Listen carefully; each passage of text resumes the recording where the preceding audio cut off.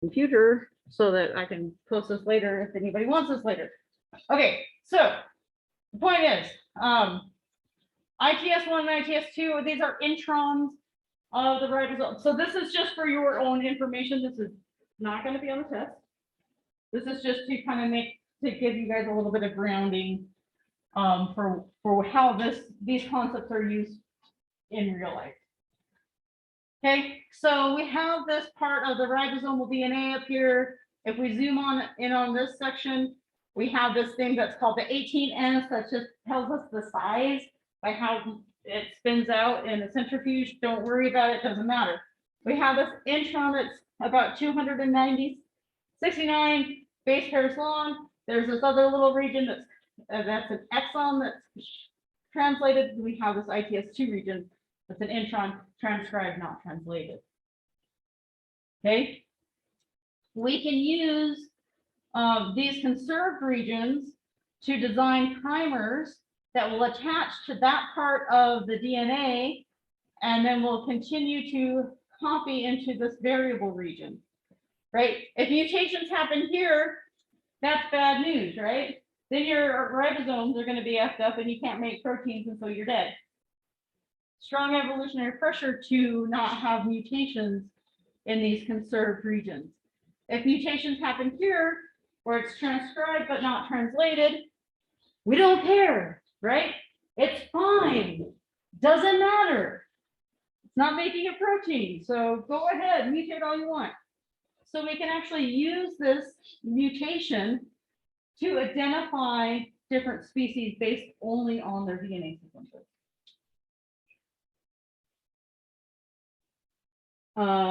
There we go. So that's how this is what I use every day in my lab.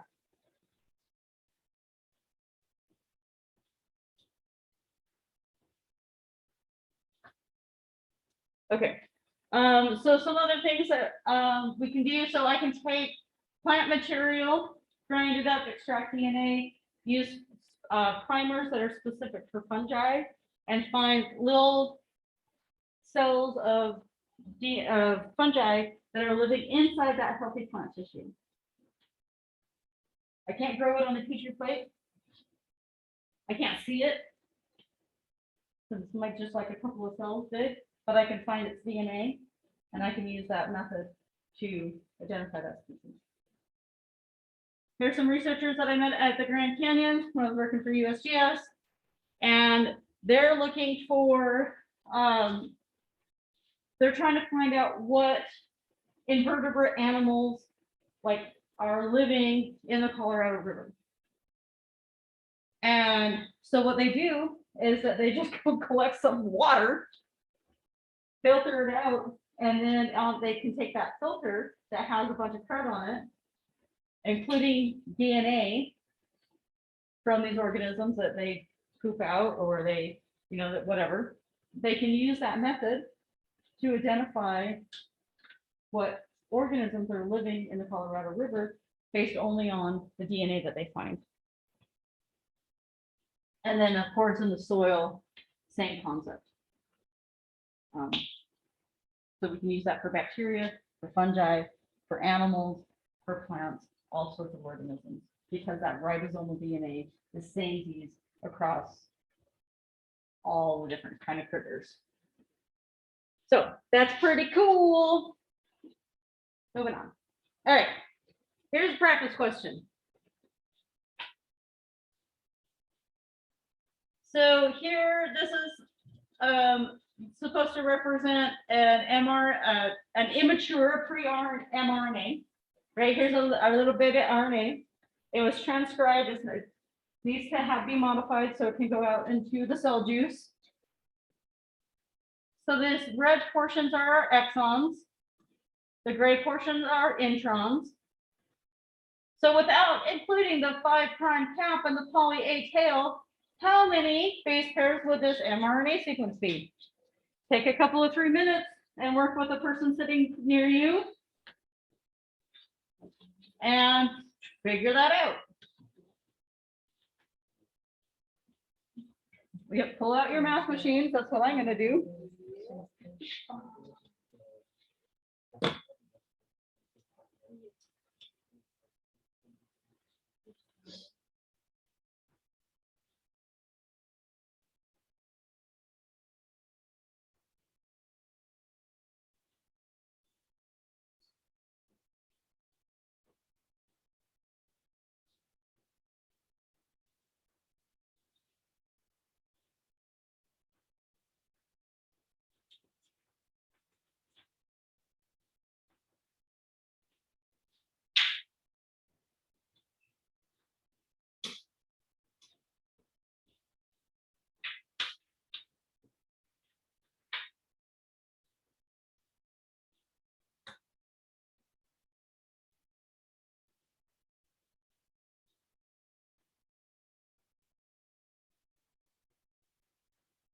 How are we feeling about this? Do we have an answer? You guys have an answer? No? Yeah? Use the machine.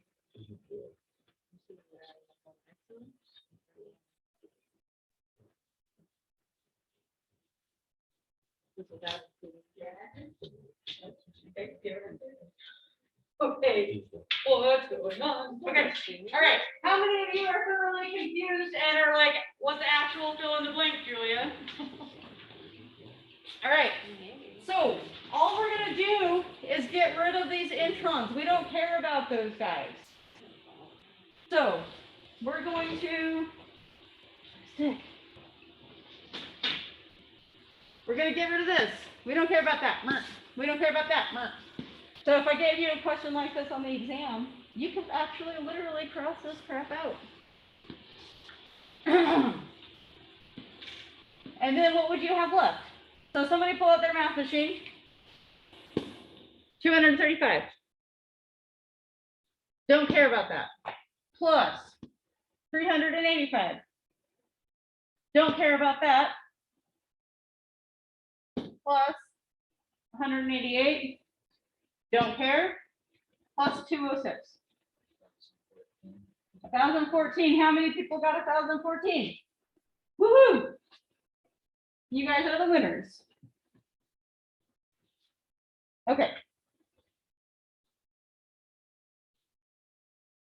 So you guys can make up your own numbers to practice this, right? So we're only including the exons. After the introns, we don't care about them. All right, so here's some more stuff that is good to know.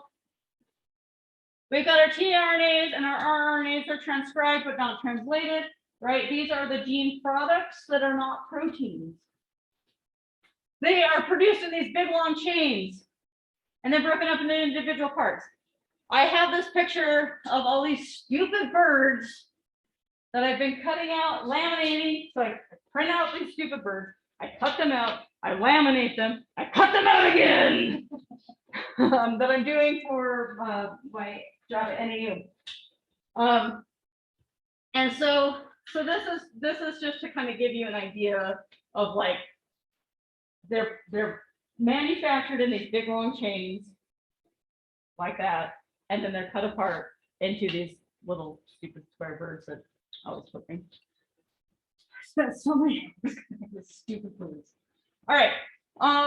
And then there's this other thing, this methyl group, which is a CH3 functional group, is added for stability to our tRNAs and our rRNAs.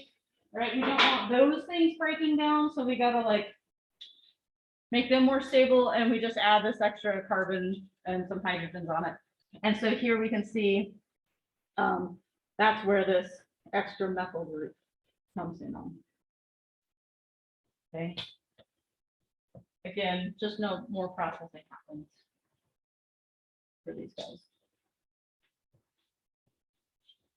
All right. tRNAs. We love tRNAs. They're so cute. So these are assembled and processed in the nucleus. So good job me writing an S instead of a D. There we go. And then they're checked out into the cytoplasm. Mature tRNAs have this three-dimensional structure produced by these hairpin turns. That might become important to you later. It's not important to you now. So here's where we have our amino acid hooked onto our tRNA, and then this is where this opposite end hairpin turn is where we have our anticodon that hooks onto the mRNA, and then this protein or this amino acid is incorporated into the growing protein.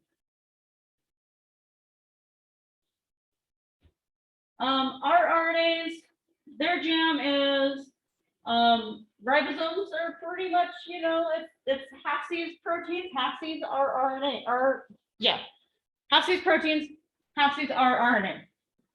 They provide structure and they also act as a catalyst. What does that mean?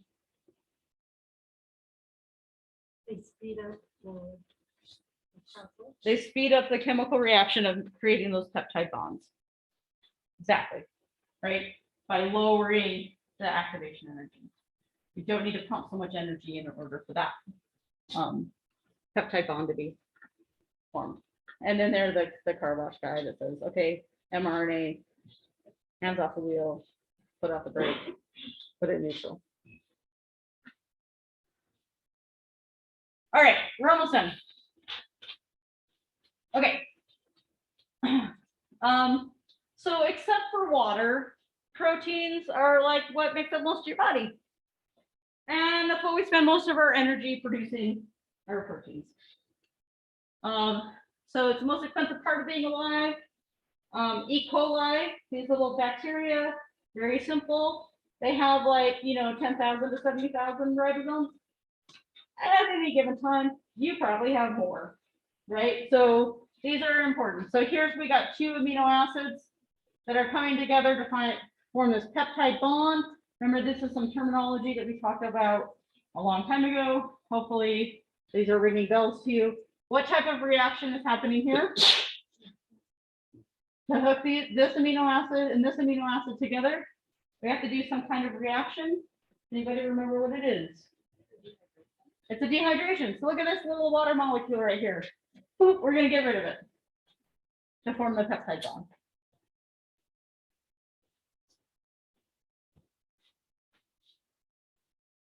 Okay. Where do we find ribosomes? We've been talking about ribosomes a bit. Where do they live in the cell?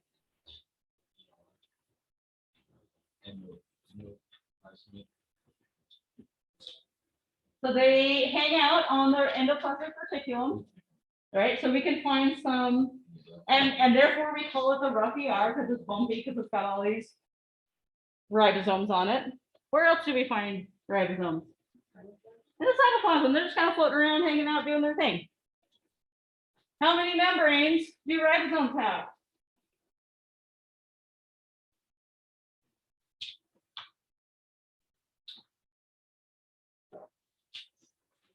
Zero. There's ribosomes are made up of 2 subunits. What do we call those subunits? One's big, one's little. The large and small. Okay, so we can have one strand of mRNA that's being processed by multiple ribosomes at once. That's how we can create more proteins and turn that gene up higher, like full blast, by having more ribosomes translating that one mRNA molecule at a time. We always read from 5' to 3'. Right? That's just how it goes. 5' to 3' all the times.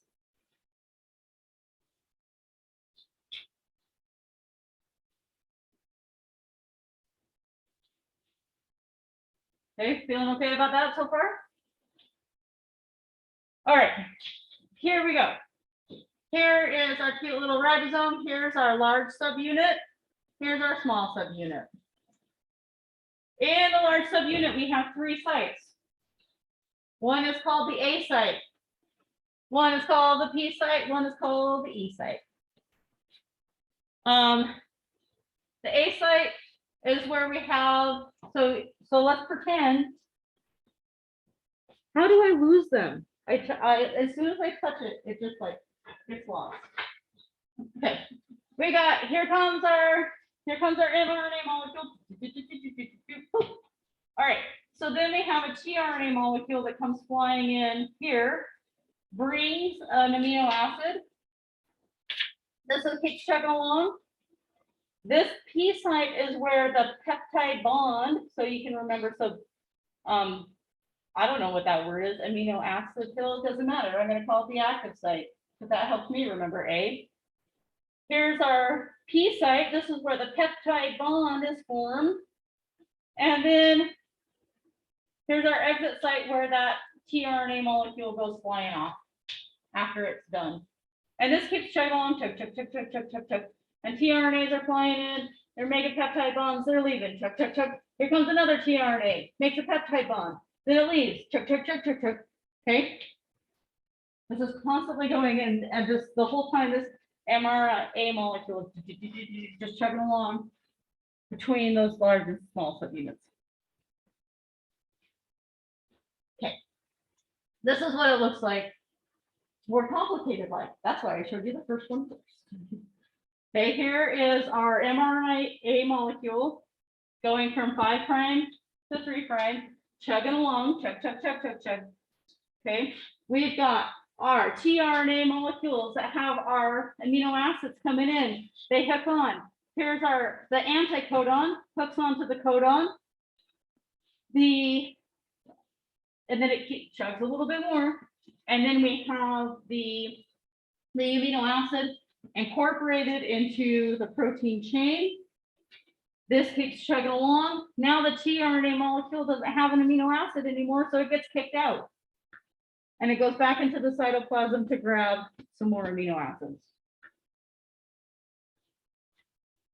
And then there's some more processing of the protein. So oftentimes we see that MET amino acid that is coded with the start codon. Sometimes it's removed, sometimes it's kept. It's usually taken off. So we got to do some processing. Maybe we got to add a little bit of a side chain on this protein. Then it's got to fold up properly to form those beta sheets and those alpha coils that we talked a lot about a long time ago. But that is where, yeah, that's where I'm going to end for today. Any questions? Cody. So is this like a picture version of what we were doing last week on, just the graphs? Yeah. And filling in? Yep. So this shows just a picture. This version is a of what we were picture doing. of what you were doing with that table that I kept upping up. So each step is when we're changing No. or our base pairs, translating. We were, so Transcribing. remember translation going from DNA to RNA, that happens in the nucleus. Okay. This is the details of transcription. Right, of where that tRNA is coming in, where those peptide bonds are being formed. So this is that last square that I had you guys draw in. Yeah. Yeah. So So that's that's part. this. Okay. All right. Let me.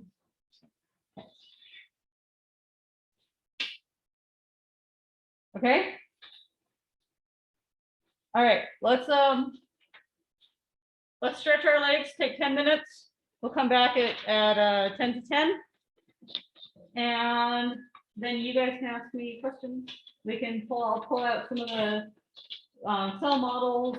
We can figure out where you guys are stuck, what you guys need some more clarification on.